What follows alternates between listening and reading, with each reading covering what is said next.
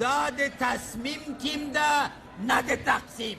په زغرده د واک د نویشلو ژمنې. سیال هم له خپل دریځه د نه تېرېدو قسم کړی و. خو اوس له اوږدو جنجالو وروسته په یو میز د همدې واک ویش ته سلا شول. نړیوالو هم د دغو مشرانو دا پریکړه ستایلې. امریکا چې تر دې وړاندې د همدغو دوو مشرانو د نه جوړېدو له کبله افغانستان سره د $1 میلیارډ مرستو کمولو خبره کړې وه، اوس همدې سیاسي هوکړې ته خوښ دی. د بهرنیو چارو وزیر یې وایي هیواد لپاره یې د یوه سیاسي جوړجاړي له لارې په افغانستان کې د جګړې ختمېدل لومړیتوب لري. خو افغان سولې لپاره ځانګړی استازی وایي دا ځل نه باید د ملي یووالي حکومت تېروتنې تکرار شي. د افغانستان دوه مهم ګاونډیان هم د دې هوکړې هرکلی کړی. پاکستان وایي افغان مشران باید د خپل ولس ګټو لپاره په ګډه کار وکړي.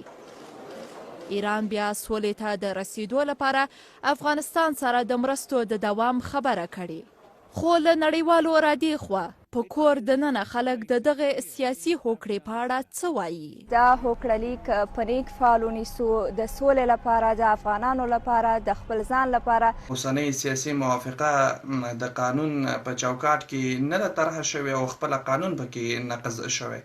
دا انتخابات داسې یو فلمي کار و یا داسې یو نمایشي کار و، نو ولې دومره مصارف وسو د ماویتا په دولت کې؟ په کور دننه له ځینو اندېښنو او نیوکو سره ډېری هیله مند دي چې دا سیاسي هوکړه به افغانستان سولې ته نږدې کړي.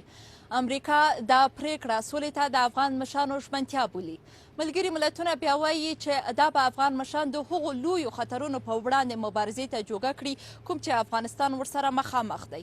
ناټو بیا وایي چې سولې لپاره باید ټول افغان مشران په ګډه کار وکړي.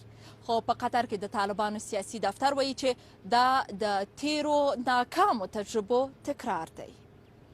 شازیه حیا، BBC کابل.